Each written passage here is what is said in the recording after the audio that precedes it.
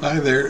This is Rev Dan Pardis, and we're going to start talking about the first skill a good leader needs to have, and that's communication. Communication, like I said, is going to be in 4 or 5 parts. Right now, I'm thinking about 5. But the first part of the communication skill is going to make some of you cringe. It's networking. And I know the first thing that comes to a lot of minds when they hear the word networking is like my business, network marketing, and those guys who basically try and convince you to do something you don't want to do with money you don't have. Nope. Networking is very simply the art and ability to look at and see what's going on around you, the people, and it's through the art of conversation. We network with peers, we network with friends and family, we network with strangers. If you're good at leadership, you network 24/7.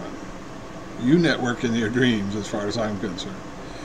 But networking is the skill and art of being able to pick the brains of a lot of people.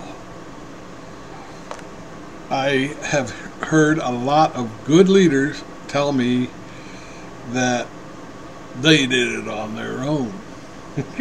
Yeah, right, okay. I don't know of any leader other than a natural born one that has done anything on their own. You need the brains and minds of others. You always do. You do it by networking with them.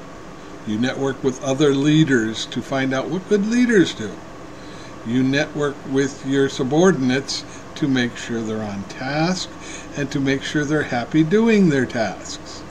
You network with those above you, making sure they're happy with your performance. This networking brings in information because you don't just talk about one thing, especially if you're networking in a social event. I mean, being a network marketer, I do go to a lot of social events. I do talk to a lot of people. I do not mention my business all that often. They ask me about it. What do you do? And I simply tell them I teach people how to teach other people how to become successful. That's it. Pure and simple. If they're interested, they'll ask more. If they're not, they won't. That's the art of my business, is to not tell them, or what we call barf all over them with stuff they don't need to hear. They don't need to hear what my business is, what they're marketing, who they're marketing to, why they're so good, why they're so bad, why they're so whatever. All they need to hear is that. Then we go on to other things. What do you think is the best way to manage certain things? What is the best way to communicate with people? What is the best way? These should always be. How would you handle a situation? Anything you can pick their brains with. And the thing is, they're picking your brain too. I get a lot, especially doing what I do, I get a lot of questions from people saying, how would you handle this situation I'm in? And I tell them. Not because I expect them to jump and join me, but because that's good networking. A good networking situation is where all parties receive benefit from what's going on. It has nothing to do with getting them into my business. It has nothing to do with them getting me into theirs if they have one. It is an exchange of good information that may or may not entice them to know more. That's it. I do it for my business. I do it for my church. I do the same thing, exactly the same thing, same type of networking when I'm trying to tell people about the new church we're building. I tell them what the church is about, and then they ask me more. What is Christian spiritualism? What is this thing you're talking about? Why are you masterminding the church instead of just building a church? I answer the questions. I do. And right now, we haven't even put the first meeting together for the mastermind.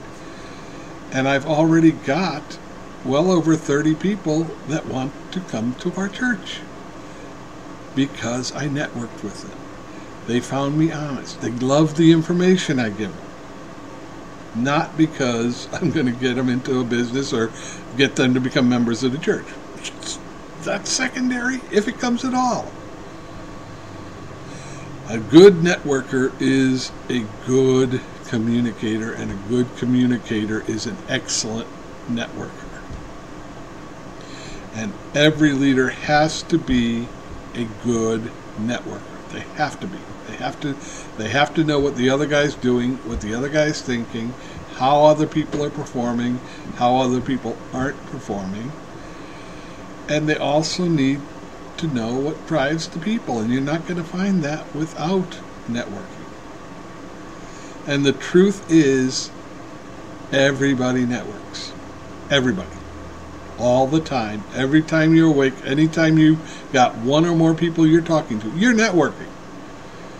But if you are not consciously networking, then they are picking your brain and you're getting no benefit at all from it. Think about it. If you are not picking their brains while they're picking yours, it's a one-way street of information.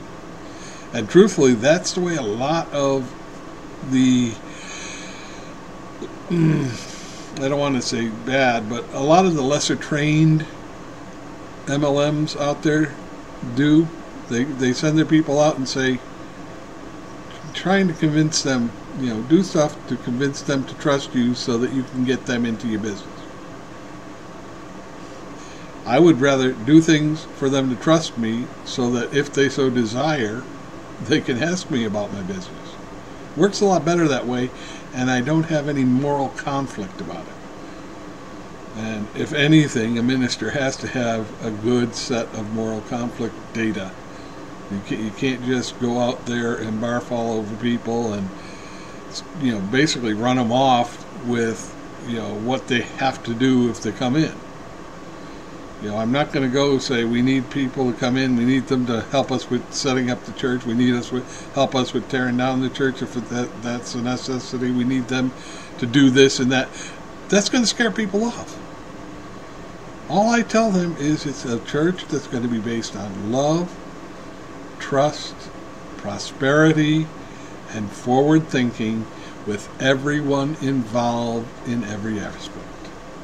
Non-threatening and non-invasive. And that's what you are networking for. You're networking for trust. You're not networking for money. If the trust is there, the money availability will happen when it happens. You're never, ever, ever going to find out what the world is doing and what the new thing is or the latest thing is unless you're a networker. You're not. I would never know the new direction that the spiritualist is taking right now if I hadn't gone to other churches and seen what they're doing and saw that, hey, this, if I take the best pieces of a lot of these other churches, maybe we can get a new church and a new paradigm based on love and prosperity versus what a lot of churches are out there based on fear of the devil and fear of dying and fear of poverty. You don't need that. You don't need fear. I'm not afraid of anyone. Not afraid of anyone. Because I stand one foot in front of the other and I am walking towards my success based on knowledge that God wants me to be where I am. and He wants you to go there too. I am first and foremost a leader in the fact that I want people to follow me and to learn to lead so that the people can follow them and learn to lead and follow them. I want it to be a chain reaction. I want a business built on God's prosperity, and I don't care which God you believe in. To me, they're all the same. But that kind of prosperity cannot die and cannot be driven away. It always will lead people up. And if we lead enough people up, maybe the whole country and then the whole world will follow us on the way up. So I give you this lesson. I hope you like it. I hope you learn from it. With light and love, or love and light, or whatever is greatest for you, and the blessings of prosperity. Thank you, and I'll talk to you again later.